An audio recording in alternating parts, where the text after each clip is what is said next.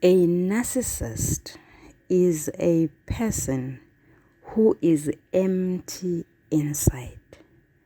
This person does not have a positive self-esteem. Just imagine an Easter egg that is big but empty inside. So is a narcissist. A narcissist depends on other people to inflate his ego. The relationship between you and a narcissist does not have to be an intimate relationship. It can be a platonic relationship. It can be a relationship that exists between a son and a mother. But a narcissist, because of the emptiness, knows no boundaries. A narcissist can shout at you. A narcissist uses strategies to manipulate you. One of them is gaslighting. Gaslighting is when a narcissist changes his story so that you, the listener, you, the manipulated one, you, the subdued one, will question your sanity. He lies for no reason at all. He just wants you to feel like you don't understand, you are a fool. Maybe you are seeing things that are not there. You are hallucinating. Then when you are in a state of confusion, then a narcissist is at its best, because now you are being subdued, because now you have been manipulated. The ego of the narcissist will be so inflated because of the fact that when you feel like awusayena umuntu, you feel like uyahlanya, you are between ukuphila ngengqondo nokusangana ngengqondo. That is when a narcissist will be laughing behind your back. Sanibonani balingani mabhungu namatshitshi. Igama lami nguSpooky N isiZulu. Namhlanje siqhubeka ngombhalo wobuciko obizwa ngokuthiwa Zihlangene Phezulu, obhalwe nguMB Sibanyoni. Sizovula ekhasini la26 lapho kutholakala khona isahluko sesithathu. Sifundeka ngalolu hlobo. Uthuthukani uphuma nje, uphuthuma kumngane wakhe umqondisi ukuze baye kumalume wakhe khona lapha eWatville. Uthuthukani nomalume babenqumelane ukuhlanganisa amehlo ngosuku lwanamuhla. Bahlele ukuhlangana ngehora lesikhombisa ntambama. Babezohlanganisa inkulumo ngodaba lokuthumela abakhongi kwaMsimude endaweni yaseMhluzi eMiddelburg ngomgqibelo olandelayo. Uthuthukani wayebekisile kumalume ukuthi ufuna ukuyolungisa izindaba zakhe kulomndeni. Wayengenalo ulwazi olwenele ngokwakufanele akwenze. Kungakho umalume wahlongoza ukuthi kudingeka bahlanganise amakhanda ukuze athole ingqikithi yodaba lonke. Okunye okwakumphazamisa uthuthukani yilokho okwenzeke namuhla. Azibuza aziphendule ukuthi kufanele yini ukulufaka esiqondweni lolu daba kumalume wakhe. Akazi kuzokwenzekani njengoba sebexabene noThembekile. Wabuye wabona kungcono aluxoxe nomqondisi kuqala, kungenzeka amcebise ngenye indlela. Ngaphambi kokuthi asuke ekhaya, wabona kungcono amshayele ucingo umqondisi emkhumbuza ngosuku lwanamuhla lokuyobona umalume wakhe. Wathi chofo chofo izinombolo zikamakhalekhukhwini. Lukhale kabili kathathu alwemukele umqondisi Mjekula. Phela lona ngumngane wakhe athululelana naye isifuba. Babefunda ndawonye kwaGqekazi High School, kepha bahlukana ngenkathi uThuthukane eyofundela ubuthishela eMgwenya Teachers Training College, kanti umqondisi walibhekisa ongoye e-University yakwaZulu. Yebo mfowethu, kunanela umqondisi. Ingabe isabambe ngakho yini namuhla nsizwa yamabutho? Kubuza uThuthukane. Ngingakhohlwa kanjani mfowethu, ngoba lubaluleke kakhulu udaba okufanele siyoludingida nomalume. Phela yimina umkhongi wakho, usuphundulekile yini? Ehleka umqondisi. Kuhle ke ntanga yamashinga, ngokucwayiza kweso ngizokube ngilapho ngoba sekukhona nokunye okuyinkinga enkulu okwenzekile namuhla, kusho uThuthukane eluvala ucingo. Musa ukungifakela uhlevane Thuthukane, kwenzenjani? Kubuza umqondisi esedlala ixhala. Linda ngifike ntanga, ngizosika elijikayo ngoba akuzona izindaba zocingo lezi. Nangempela uThuthukane athathe imoto elibhekise kumqondisi. Akulona ibanga elide ngoba kungamakhilomitha 3 ukusuka lapho ehlala khona. Uthe esadidizela umqondisi wayizwa imbomothi yakwabo ibhavumula ngaphandle esangweni, naye waqonda ukuthi ngempela nguyena uThuthukane.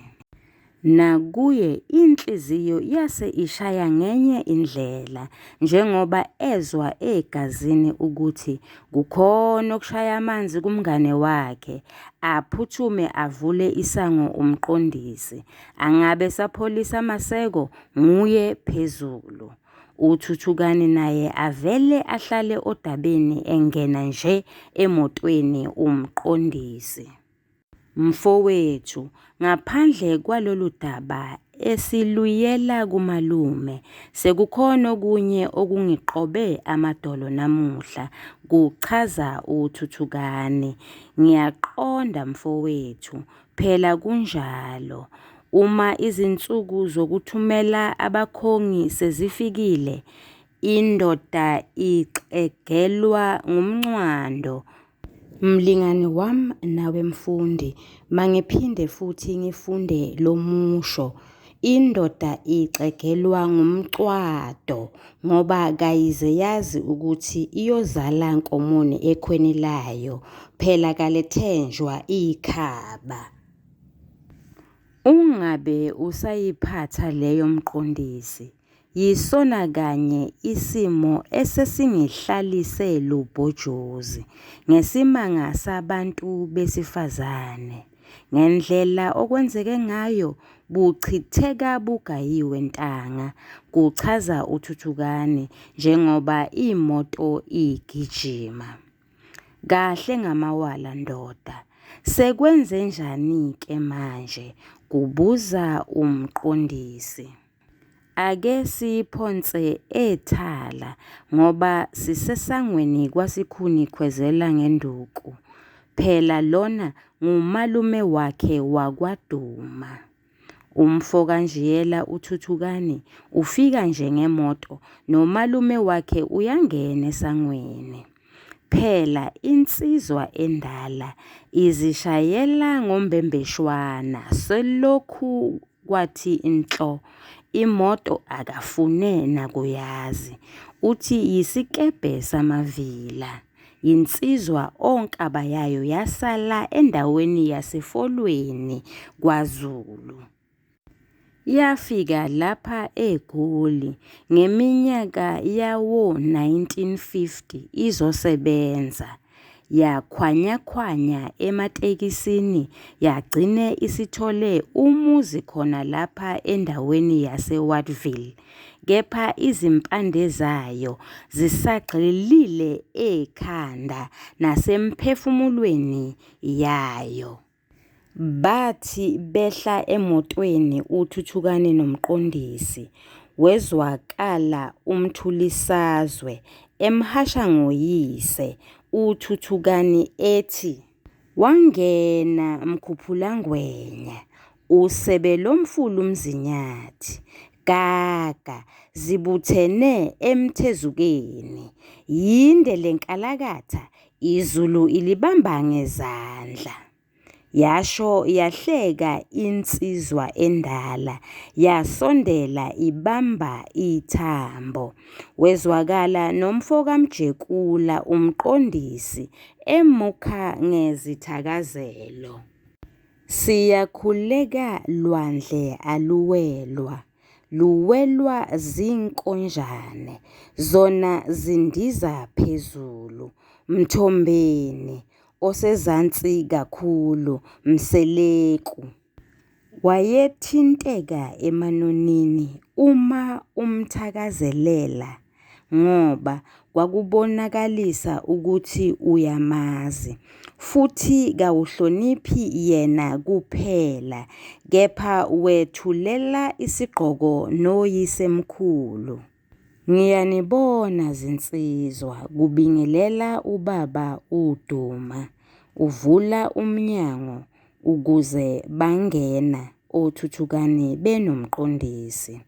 "Siyathokoza ukukubona malume, kwenanela izinsizwa lezi ezimbili." "Kuthokoza mina bafana bami, kuhleke sihlale odabeni enize ngalo, njengoba uke wacela mshana ukuthi sihlanganise amehlo. Ngibone kungcono ukuthi lolu daba okhuluma ngalo singaluqedi ocingweni, kepha siluhlalele phansi sibonisane ngalo ngoba lubucayi ngokwedlulele," kuchaza umalume uDuma. "Ngiyakuzwa Lwandle, kungakho ngibone kukuhle ukuthi sihlangane ngoba indlela ibuzwa kwabaphambili." Kwenanela uThuthukane. "Ngizwile mfana ungibekisela ukuthi isigameko esaholela ekuzalweni kukaSiphesihle igazi lisashisa.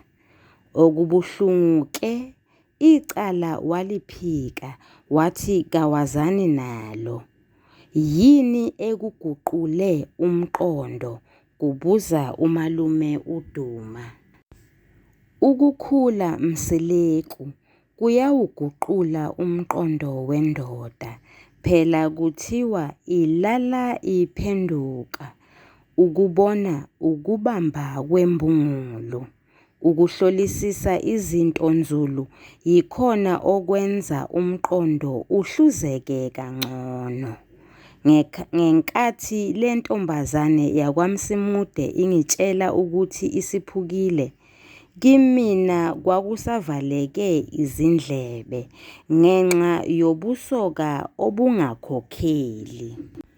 Empeleni kwakungukudla mfundambili njengemboma, kepha manje amahlathi aphelile, ngeke ngisabhaca ngesithupha ngithi kwenzeka ngoba sasisafunda isikole.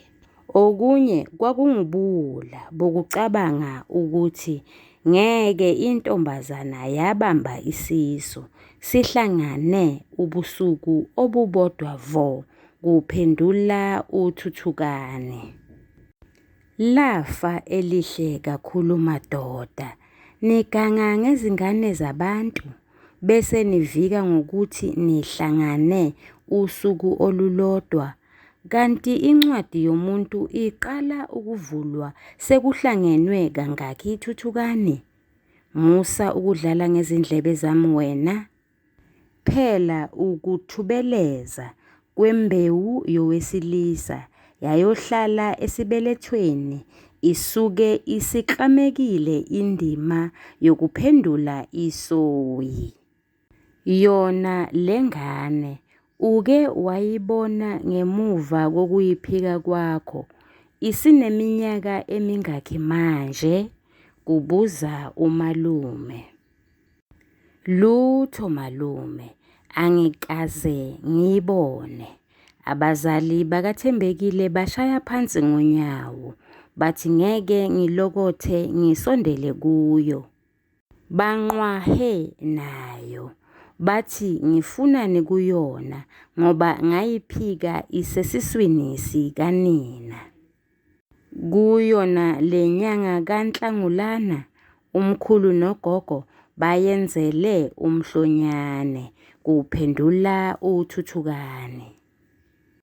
Ukhuluma ngengane esisebangeni lokuthelwa ngamanzi kanti uyabasola yini abazali bentombi Thuthukane? Kubuza umalume. Akugeza lingenasiyinga lwandle kangibasoli nakancane. Kungakho ngifuna ukulungisa ngoba neminyaka kayisine ndawonye. Njengoba idivosi isiphelile, ngike ngahlala phansi ngazihlolisisa. Lokho bengikwenza ngoba ngibonile ukuthi ngaqala kuphi ukukhalakathela kwalasha. Kungakho ngibone kungcono ngiqoqe amagwegwana ami, kuphendula uThuthukane. Kuyathokozisa uma indoda isibona isishozi sezulu esalelesa ezinhliziyweni zabantu abagqemeka ingozi engeqiwa ntwala. Wabahushula isithunzi njiyela, wabachayisa obala okwezinqe zesele. Ngeke sithi limbula ingubo lingene mfana wami, kepha wazigwaza ngowakho. Kuhleke nxa indoda ifunda bese ilungisa iphutha layo. Angaze amaqila aqale ageze amehlo enganeni. Indoda izithole isibutha intshwaqa, iseliqume, ingakaze yayikhunga noma ukuyenzela imbeleko nje ingane yayo. Yiqiniso lelo malume, kwenanela umqondisi. Ngelinye ilanga uyozwa kuthiwa isingumlobokazi wakwasibanibani. Iyokhishelwa ngubani inkomo yembeleko uma isiyogana?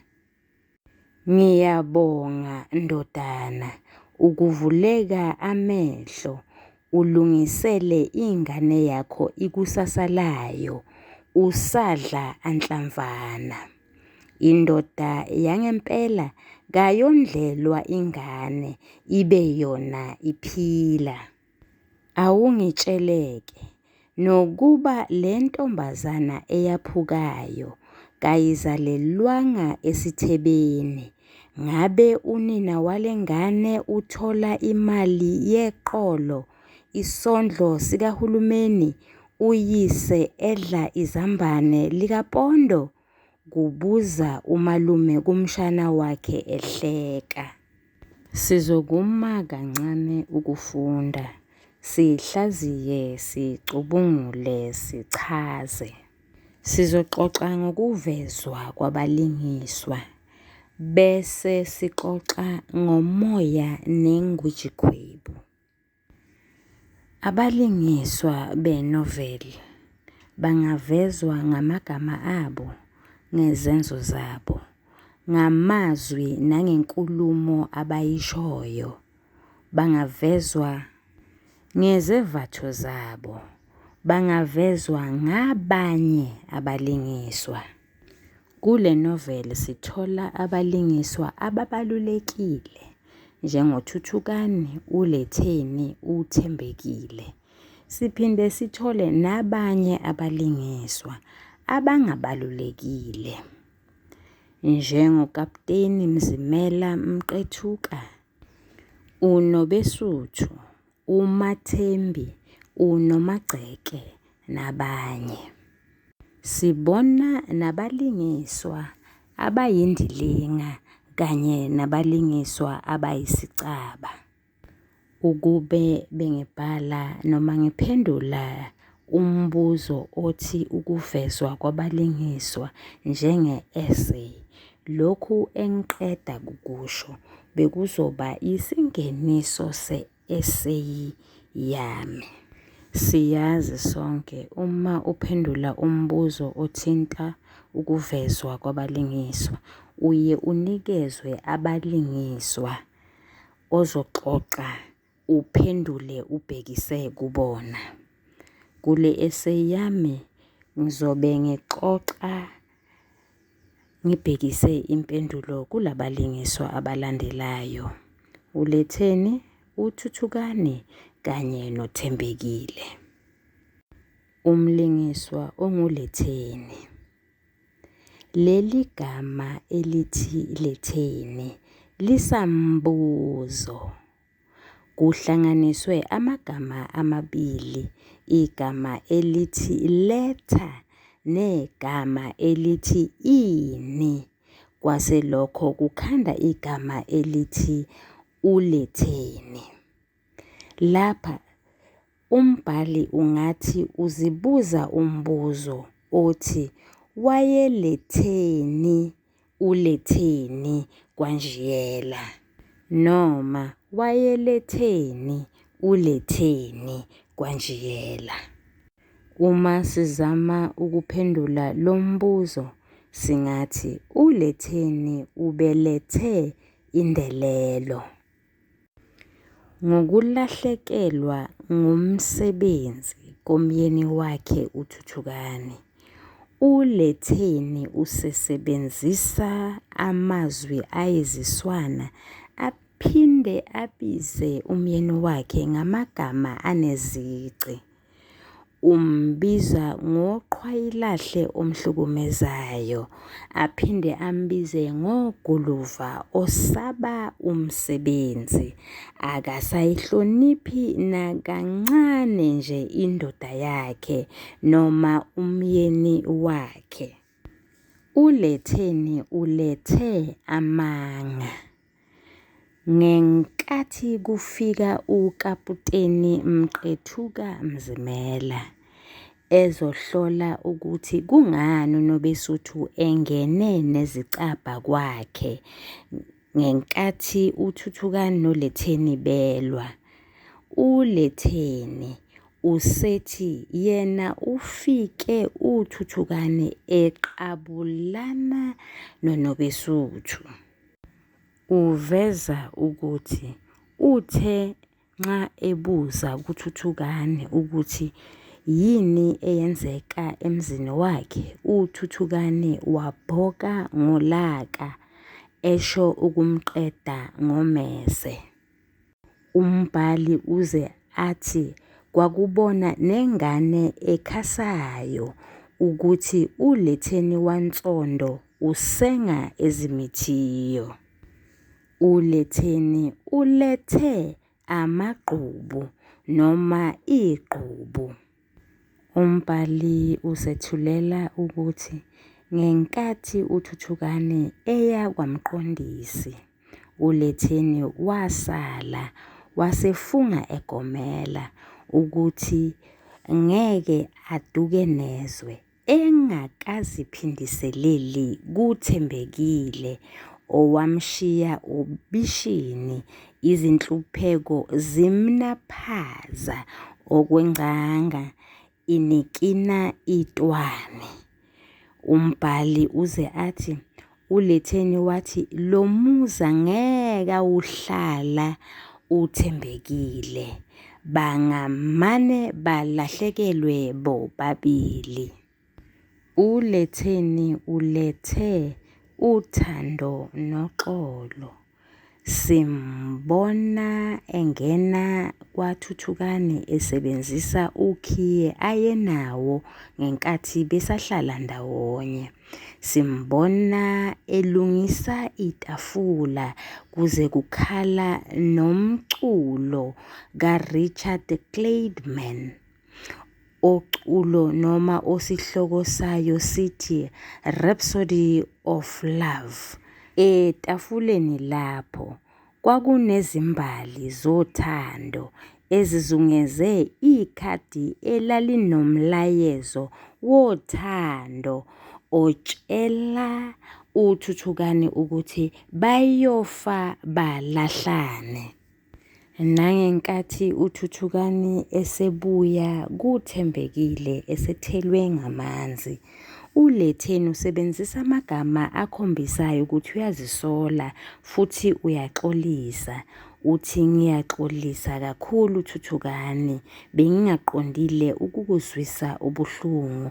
Usebenzisa namagama akhombisa inhlonipho, ubiza uThuthukani ngobaba. Mlingane wami nawe mfundi, ngizokuma lapho ngani ngoba sisafunde isahluko sokuqala nesesibili, esesithathu besisiqala nje naso asisiqedile. Ngakho-ke ngizoma lapho sigcine khona ngokufunda. Yini okubalulekile ukuqaphelile?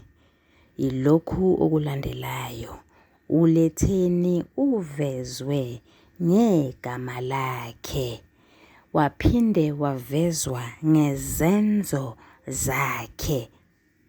uLetheni ungumlingiswa oyindilinga, uyaguquguquka. Uvezwa njengomlingiswa onezenzo ezinhle ezitusekayo, aphinde avezwe njengomlingiswa onezenzo ezingezinhle ezingetuseki. Umlingiswa wesibili unguThembekile. uThembekile ungumlingiswa obalulekile. uThembekile uvezwa ngabanye abalingiswa. uThembekile washiya umlingiswa onguLetheni obishini. Izinhlupheko zimnaphaza. uThembekile uvezwa ngumalume kaThuthukani, ubaba uDuma, uLwandle, uMseleku, njengomlingiswa odla izambane likaPondo. Umbhali usebenzise amagama athi uzalelwe esithebeni. Mlingane wami nawe mfundi, sizoguma khona lapha ngoba ilokhu esesikwenzile kuphela. Uma ngabe uthisha ufundise weqa esahlukweni sesithathu, kusho ukuthi mfundi usuzoqhubeka-ke. Umlingiswa wesithathu uThuthukani. uThuthukani Njiyela ungumlingiswa obalulekile. uThuthukani Njiyela ungumlingiswa oyindilinga, futhi uThuthukani uvezwe ngezenzo zakhe. Umbhali walobu buciko bomlomo usethulela izenzo zikaThuthukani ngokusebenzisa ulwazi lwaphambilini. uThuthukani wethulwa njengeqhawe uze aqhathaniswe nenkosi uDingiswayo. Lokho kwenza ukuthi intsha eyakhula naye imbongelele ngezibongo ezisetshenziswa lapho kubongelelwa inkosi uDingiswayo, ezithi uMafavuke njengedangabane, uSombangeya kaNdaba. Njengenkosi uDingiswayo, Ubuqhawe bukaThuthukani sibubona nangenkathi ebaleka nenhlamvu ibhajwe emhlubulweni. Siyazi sonke ivaka laliyokhala limemeze lehluleke nokugijima. Kanti-ke njengenkosi uDingiswayo nayo eyabaleka nomkhonto ubhajwe emhlubulweni. Njengenkosi uDingiswayo, uThuthukani uvezwa ngezenzo zakhe njengomlingiswa othanda uxolo futhi ongaziphakamisiyo. Yingakho nje eWatville waphakanyiselwa ezikhundleni. Ukuba kwakhe noxolo kwamenza ukuthi nanoma uLetheni enza izinto ezazimhlukumeza futhi ezazimthukuthelisa, kodwa akavumanga ukuthi alawulwe yintukuthelo. Umbhali uthi wabona ukuthi wenelwe yinjobo emsinsileni, kepha waqhubeka wabekezela. uThuthukani ungumlingiswa oyindilinga. Sikubonile okuhle ngaye, sesikushilo.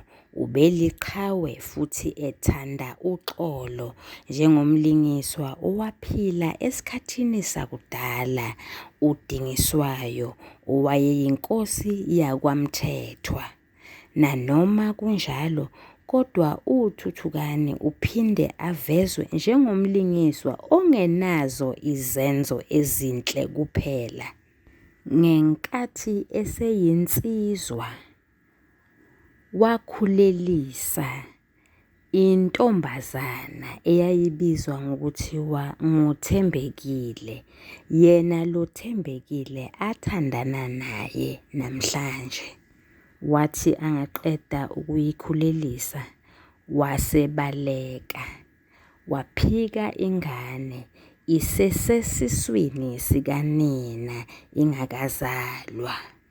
Yingakho nje abazali bakaThembekile base bemjezisa ngokuthi akazukuyibona lengane.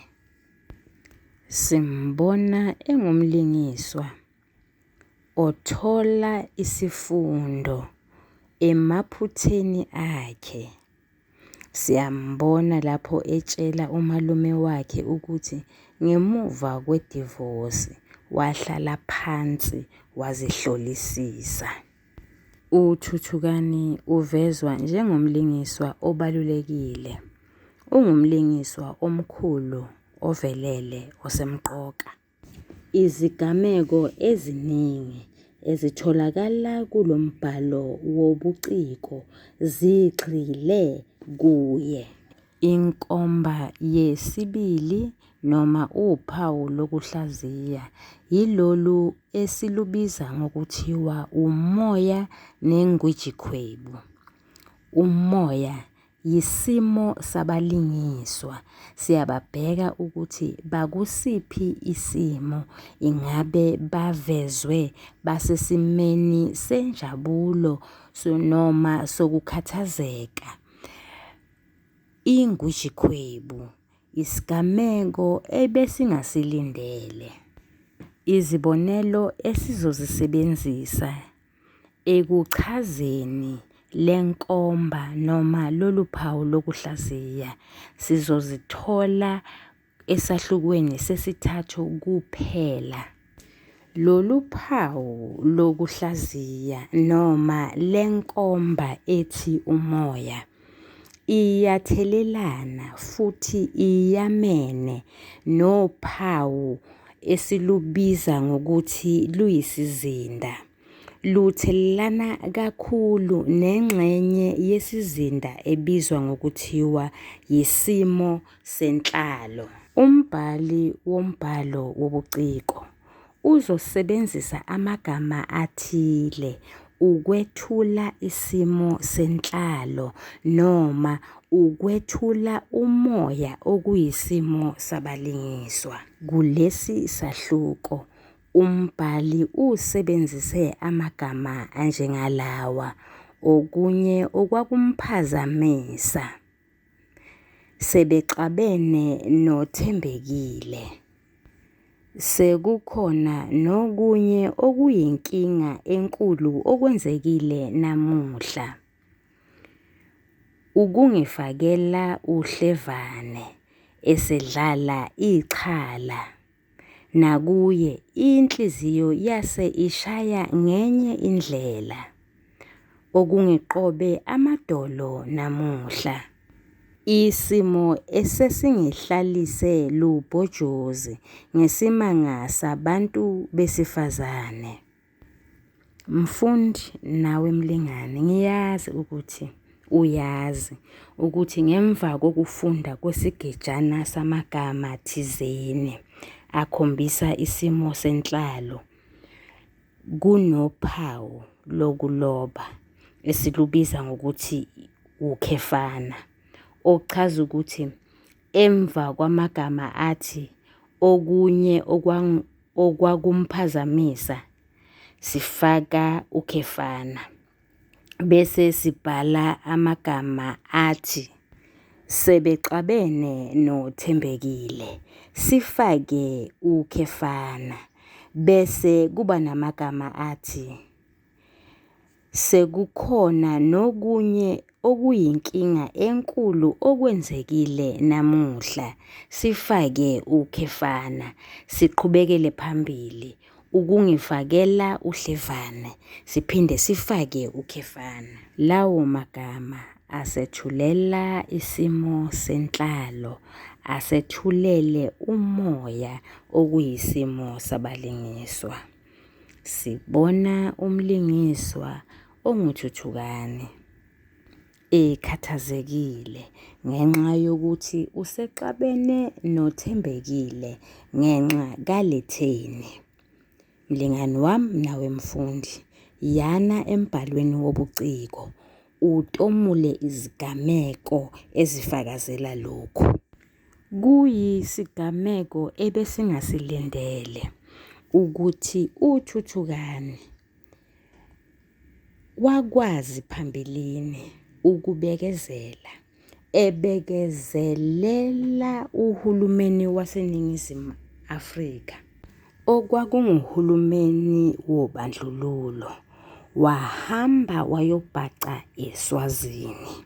Kodwa-ke manje wahluleka ukubekezela izinyanga eziyisishagalolunye ezingeningi kakhulu ukuthi abone ngokuzalwa kwengane ukuthi le ngane ngeyakhe noma akuyona eyakhe.